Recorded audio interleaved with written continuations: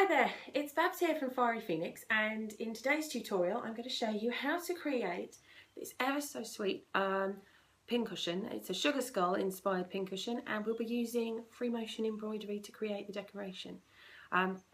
This is being done in collaboration between myself at My Fiery Phoenix, which is the channel that I'm on YouTube, and also the lovely Tuana, who is on the channel SnowPrincess Crafts. She's got over 300 tutorials on any and every craft that you can think of, and she's got a massive selection that are all dedicated to Halloween in a special Halloween playlist. So go and check her channel out. I'm sure you'll find a ton of ideas for things to do with the kids over half-term holiday that's coming up, and she's well worth a look. Very entertaining stuff on that channel. Now what I'm going to do is today's tutorial, as I said, is to create the sugar skull, and I'm going to take inspiration from Tuana's own sugar skull tutorial, which today is around how to create a sugar skull mask, and she's using oranges and blacks. So what I'm going to be doing is I'm going to be using black thread and burnt orange to actually create the sugar skull face on the new version that I'm making of this one. So if you can go away and gather together the colours that you're looking for, your spare cream fabric, because all skulls should be made from cream, and then we can get cracking.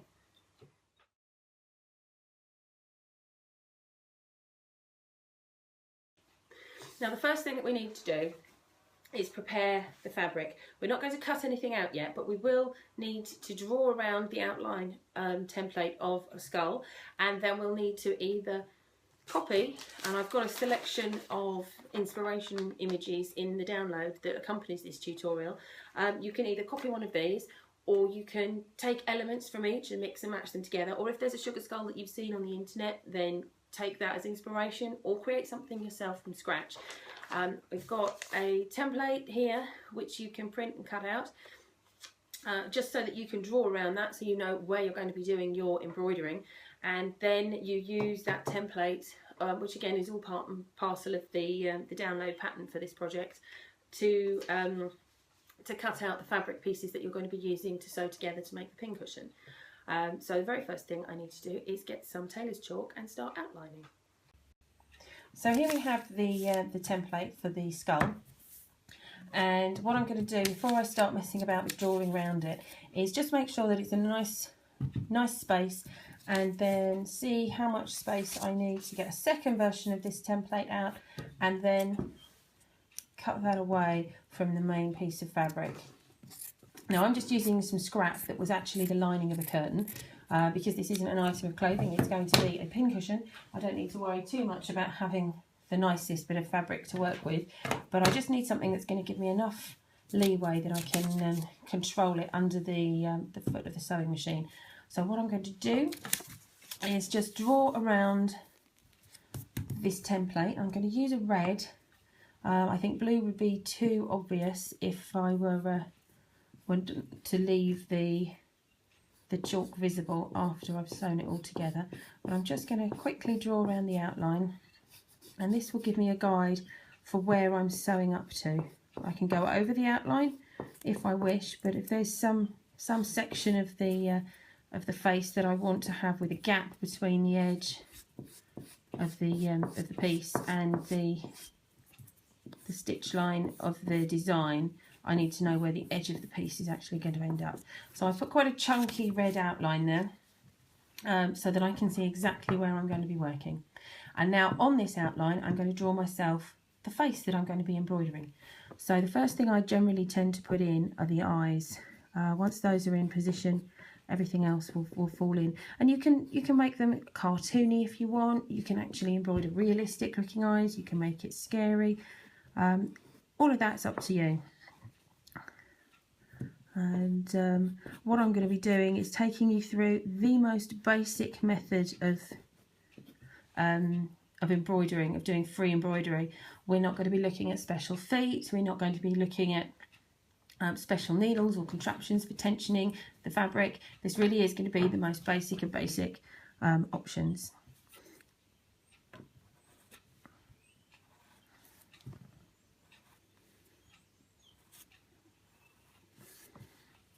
So I'm just drawing in a spider's web.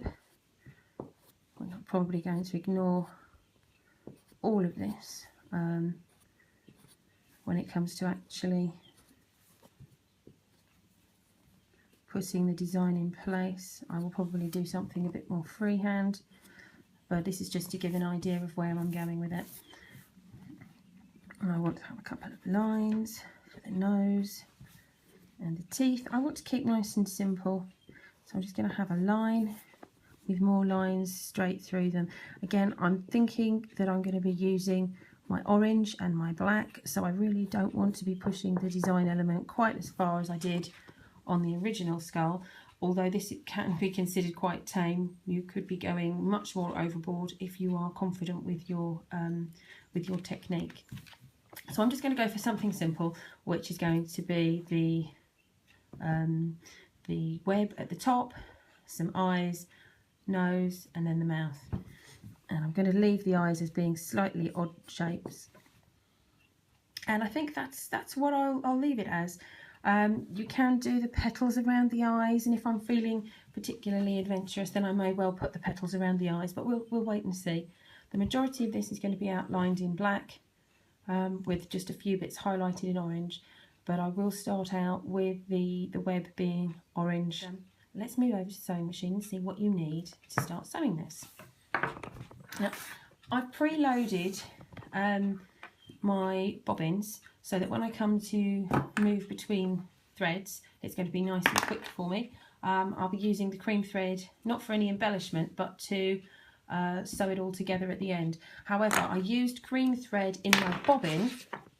Oh, sorry about that. I used cream thread in the bobbin when I created this original version. So if you take a look, you can see that there's sort of mottled effect running through all of that stitching where the cream came through from the bobbin, and I actually quite like that effect. It meant that where I was using an awful lot of colours, I didn't have to worry about changing my bobbin underneath. I could just change the top thread, and I think that's actually come out with quite a nice little effect. But let's move on to what we're doing now. I'll move this across. We're going to need to set our stitch to a centre stitch. We're going to have our stitch length way down to 0. We don't want any movement in the base plate, in the feed dogs at all. I'm going to be removing the presser foot. We're not using any presser foot for this process. As I said, we really are taking this back down to the basics, so that you can see that this can be done with the most simple fashion, the most simple of accessories. You don't need to have anything complicated or fancy to achieve this. I will have other tutorials to show you how to use more complicated feet and how to use tension rings so that it supports the fabric for you, but I'm really just trying to show you that it is possible to make things without having to pay out for all that extra fancy stuff. You still need to put the foot down so that you get the tension in the rest of the machine, so that your threads are correctly tensioned. But let's just start off. And just because you've lowered the foot, this doesn't actually give you any indication of where the needle's coming down. So you do need to lower the needle so that you can see what you're doing and where you're going to be starting off from. Now you can start, you don't need to worry about doing a little reverse stitch before you begin.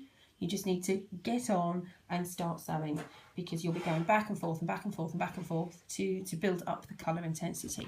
So we're going to keep our tension as is, we're going to keep our stitch length to 0, and we're going to move the fabric with our hands, because there is no feed dog movement at all for this. So this is where you need to have a steady hand, you need to concentrate on where your needle is going. And let's see if I can get a slightly better view of this, and let's see if we can start with the first simple lines through the web.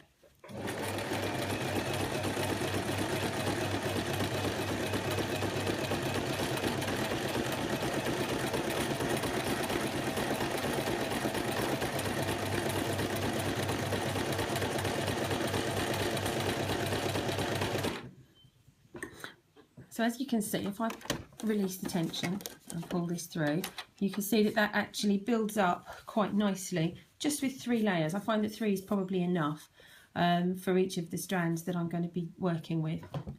So I'll just move on and do a couple more pieces. I think the actual links between the web pieces I will do in black, and then I'll change the thread and show you how to do some of the circles and some of those other movements. Sticking with the straight lines to begin with is a great way to start out if you're unsure of what you're doing.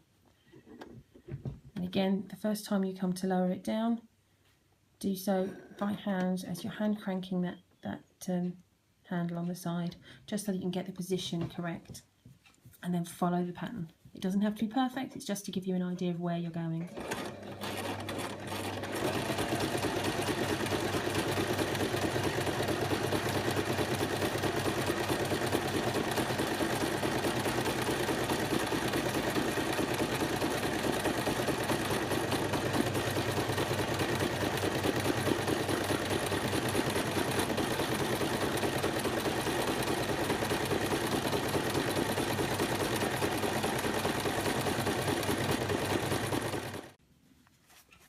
I've completed the first round of the burnt orange, so I've put a straight line across the middle of the mouth where I'm going to put the teeth, and I've done the outline at the top for the spider's web. So we'll start with something simple, which will be to run along the teeth. Then we'll move on, it's still simple, to the nose, and then we'll look at something slightly more complex, which is guiding the fabric round in a circle. And once we've done that, I'll then walk you through the process of actually putting in the loops for the spider's webs. Hopefully by the time we're up to the loops, you'll be feeling nice and confident, very relaxed about the whole process. If you keep your hands too tight, too tense, so you've got all this tension built up in your fingers and your hands and your wrists, this will become a very difficult process. You need to try and stay relaxed, think calming thoughts, and then just ease the fabric around on the base plate of your sewing machine.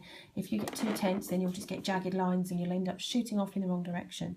If that does happen, it's very straightforward. You simply stop sewing, unpick one stitch or two stitches. Hopefully you won't have gone too far before you realise that you've gone completely off pattern, and then start again. It's very simple. You don't need to start over from the very beginning. You can simply unpick a couple of stitches and then continue on. So we're going to start off by doing the little teeth marks. So again, we'll lower this down and we'll hold the top thread, hand crank to find our position. So we've dropped the needle down with the hand crank, and now we're just going to hold the top thread so it doesn't get caught up, and then begin stitching in. Let's see if I can bring that in slightly closer so you can get a better view. Well, it's a bit tricky at the minute, but let's see.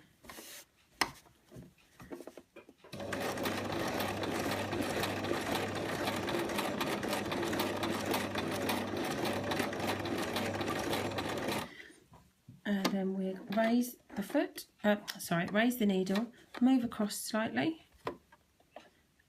pop the needle back down, and then do another tooth.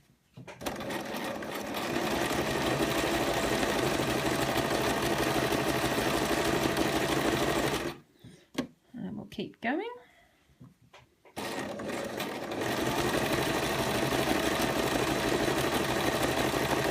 This really is a lovely exercise to get you confident using this technique, because it's just up and down, it's freehand, you can just relax and not get too stressed out about the whole process.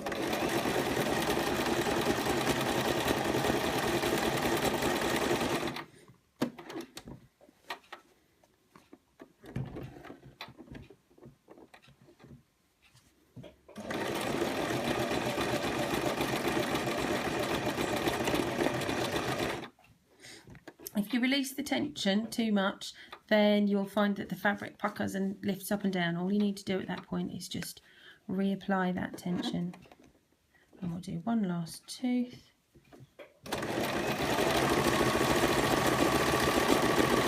Quite a little one. And then we'll simply move that out. And then we can move on to the nose holes. Don't really know any other nice way of describing it, because they're not actually nostrils, it's in a skull.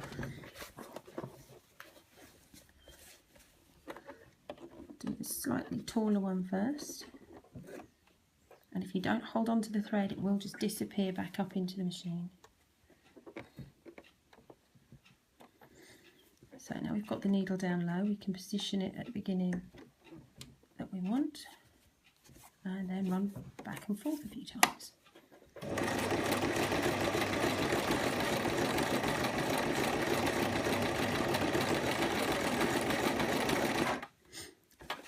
And then move down to the smaller one of the two.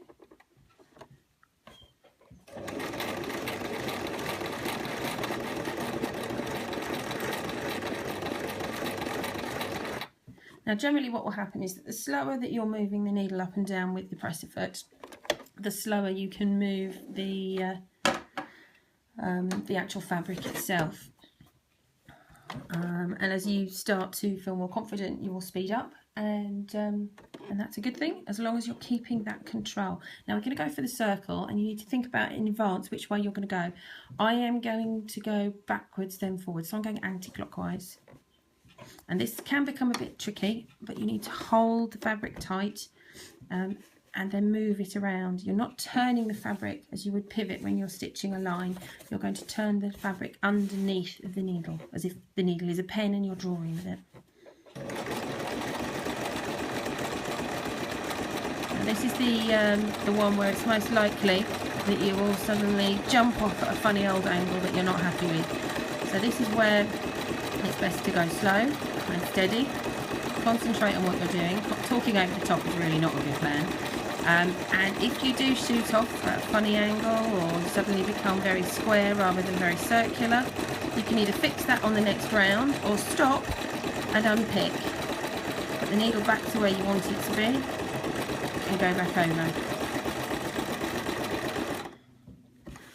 So I'm going to stop with the needle down, relax my hands because they're feeling rather taut and tight, and then continue on to finish this arm.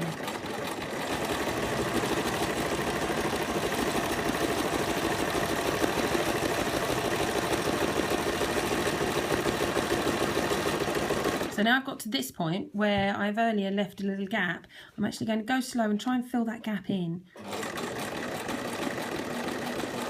You don't need to do lots of back and forth, just enough to actually fill in the space. And that's me back to the beginning. So make sure my needle's up high, move across, and then go on to the other eyeball.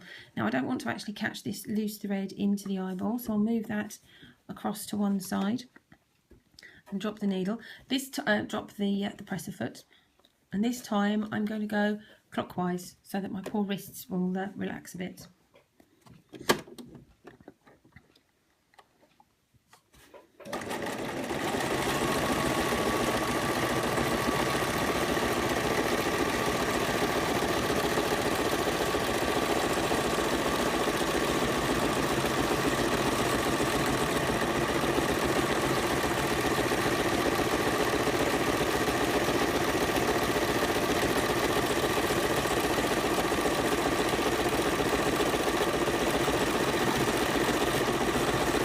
Now again you can see, so what you can see here, I have actually left, not intentionally, some white gaps within the outer eye. So what I'm going to do is this time I'm going to go around slower and again backfill those as I did on the previous eyeball, or the eye socket rather.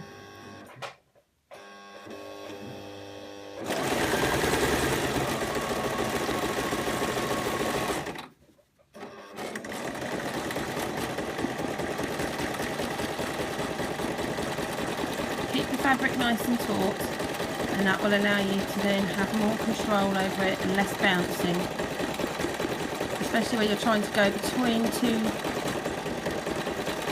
layers of thread already, 2 layers of stitching. It's going to be more likely to bounce, so just hold that tight and then backfill what you need.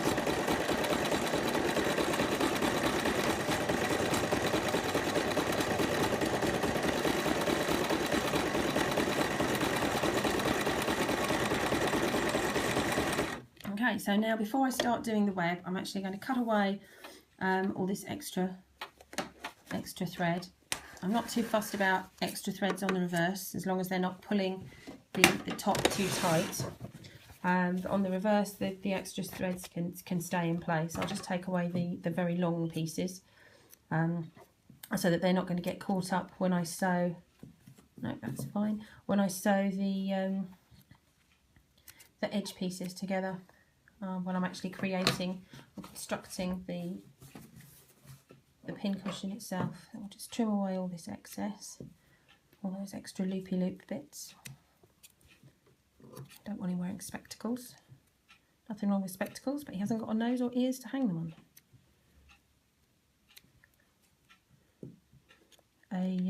A seam ripper works very nicely for this as well if you don't have particularly sharp scissors.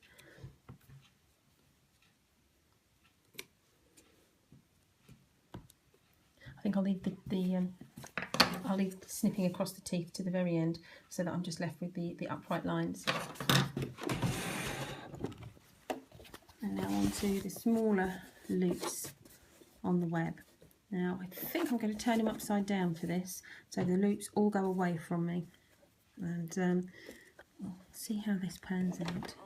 Now this is where having the outside of the skull design available makes it much easier for me to see where I'm going to be sewing to. If I go slightly over the edge of that, that will be perfectly fine.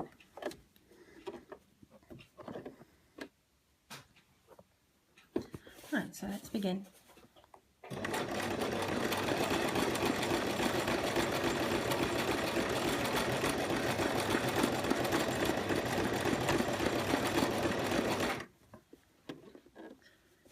Down a bit.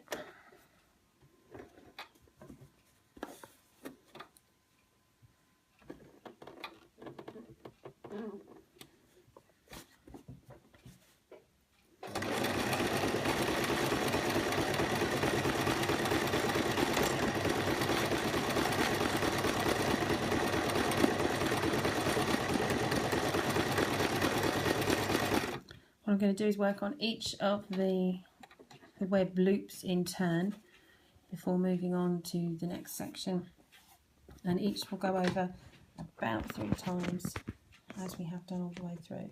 Just trying to adjust that so you've actually got a decent view.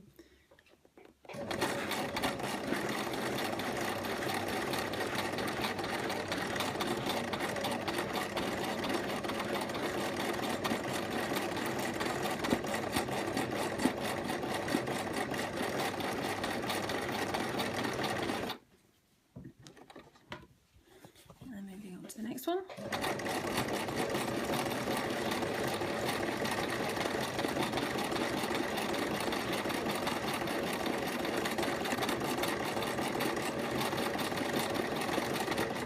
Sometimes doing these things upside down is actually easier than doing it the right way up. When you flip it round, it's actually looking like a nice little web.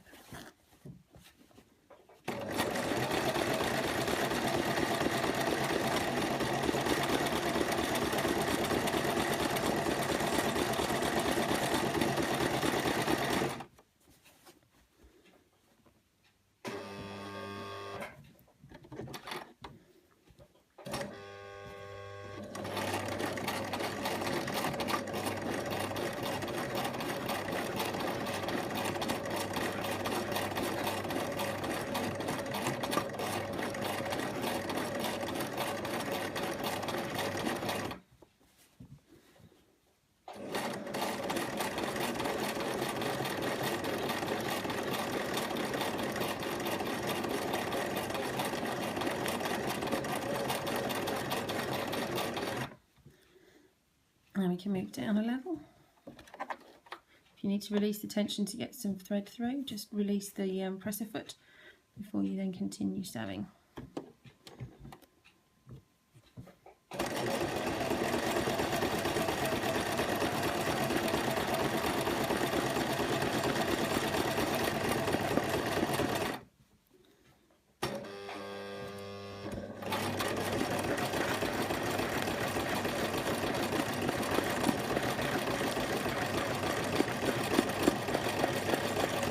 Again, try and fill in any of those gaps as you come back through,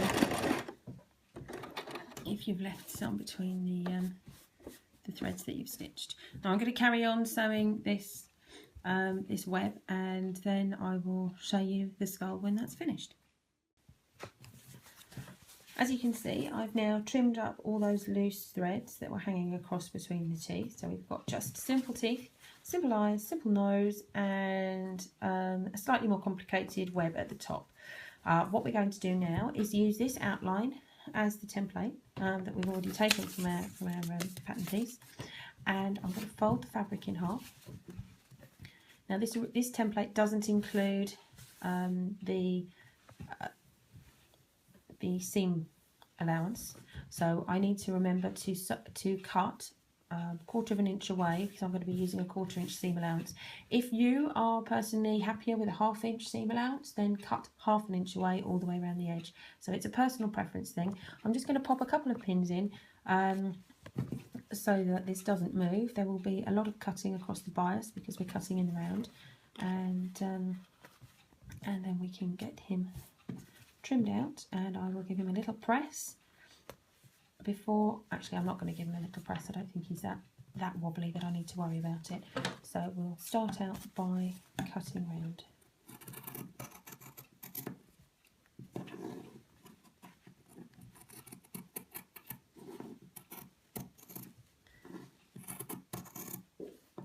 Now the first time that I made this pincushion, I left the turning gap around his chin, which, whilst you might think, well, we like to sew it up by hand at the bottom, was actually quite a poor decision on my part.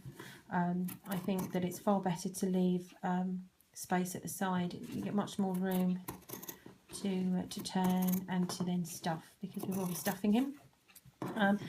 I will do a separate tutorial on the different types of filling you can use for a pincushion. Different fillings have different properties, and you can get certain fillings which will actually keep your pins sharp and will stop them rusting. But this is not what this tutorial is about. It's mainly about the free embroidery. So we'll go into the details of pincushions and the fillings on another time. What we're going to do now is pop this so that it is right sides together.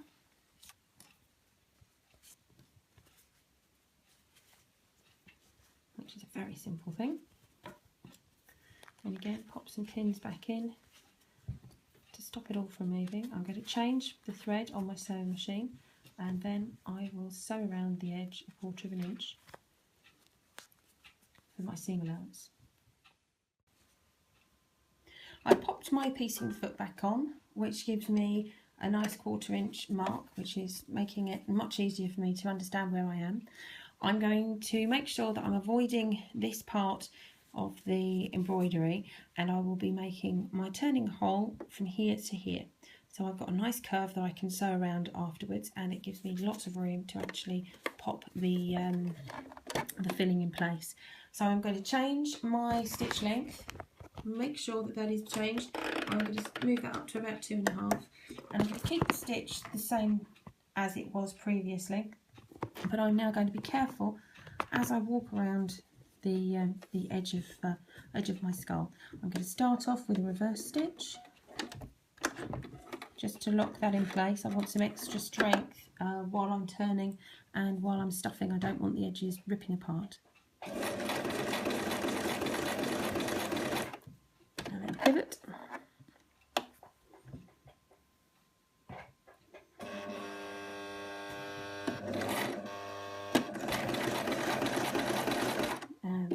Pivot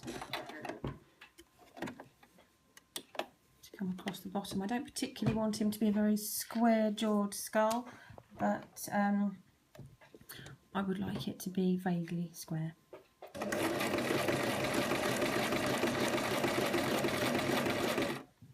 So pivot, and come back up.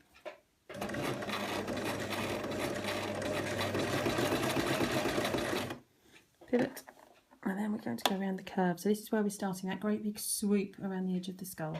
If you can't turn the fabric quickly enough, stop, needle down, and pivot round.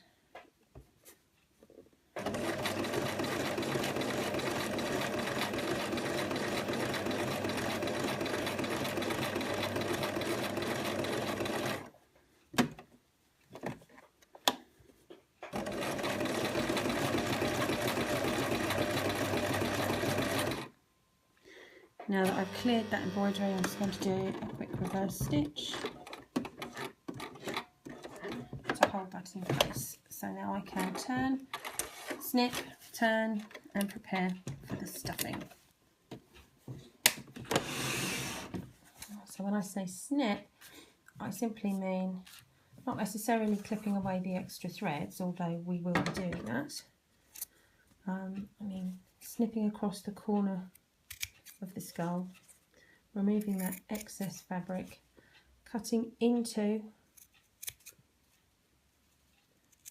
those inner corners, which will allow it to turn,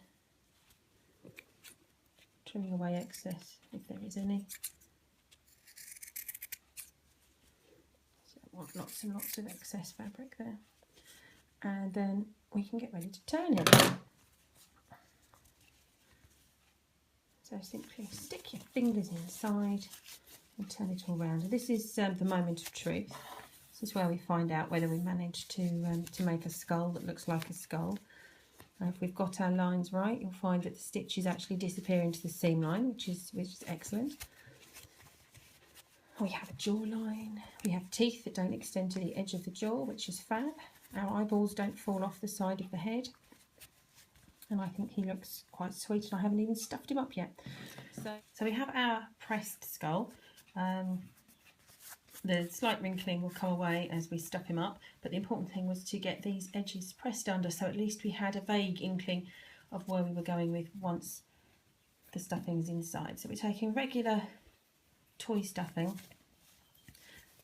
As I said, there'll be a separate tutorial on the different properties of stuffings for use in a pincushion, but for now all we're going to do is just stuff this one up with some regular toy stuffing. So it's down to you how full, how plump you want your little guy to be. It's amazing how firm you can actually get these using vast quantities of stuffing, but I think that's probably enough for now. Much easier, I have to report, coming in through the side of the skull space rather than trying to get everything going in through his chin, through his jawline. So now that he's stuffed out, what I'm going to do is just ladder stitch this side closed. So I've already threaded up my needle, I've got a knot on the end, and then we ladder stitch, and this is why I wanted to have an inkling of where we were going, even if it's not where we are finally. You sew across the gap, up along, oops, and then back across the gap in the opposite direction. And once I've done a few of these stitches, you'll see why it's called a ladder stitch. And we don't pull tight, or at least I don't pull tight until towards the end. But it can be tricky when you've got an unusually shaped item such as a skull. So you go down, along, across, down, along, across, down, along, across. Now hopefully you're starting to see this lattice effect, down, across, along. If I bring that up closer to the camera, you can hopefully see that we've got this ladder effect running across here. And one of the joys of using this stitch is that you then pull it all together and it all disappears. All that gap just vanishes. So I'll finish him off and then you'll see what he looks like at the end. And so here we have our completed little skull. He's quite a simple make, and as you can see, because we were using the outlining to guide our embroidery, he's actually all tucked away neatly in the seams for the make. And I think he's quite a sweet little lop-eyed skull, and I think he works quite nicely as a pair with his more colourful cousin. But you know, I'd love to see some that you can make. And if we take all these pins out, you can actually see what he looks like without the pins in. So we've got a slightly more erudite companion for our lopsided cousin. So there's a link in the description below for the patterns for these little guys. You can either follow the inspiration samples that I've included, or you can come up with something yourself. If you know what a sugar skull looks like, you can go for something that is more ornate. If you want something that's more like a scary skull, then you can go for something plainer like this, or you can go for something completely different. It's entirely up to you. You can use different colour backgrounds, you can use different colour fabrics. Black fabric or red fabric with white looks beautiful when it's sewn up, but I'd love to see what you've done with these patterns and these ideas. So if that's given you some inspiration for Halloween, then please share the video around, give it a thumbs up and pop some comments below. And if you want to share some photos, you can do that in our Facebook group, or you can do that on the actual article that accompanies this particular tutorial. So hopefully you've enjoyed these little guys, and I've dropped them on the floor. Hopefully you've enjoyed the tutorial for these little guys and they've been of use to you. See you later. Bye.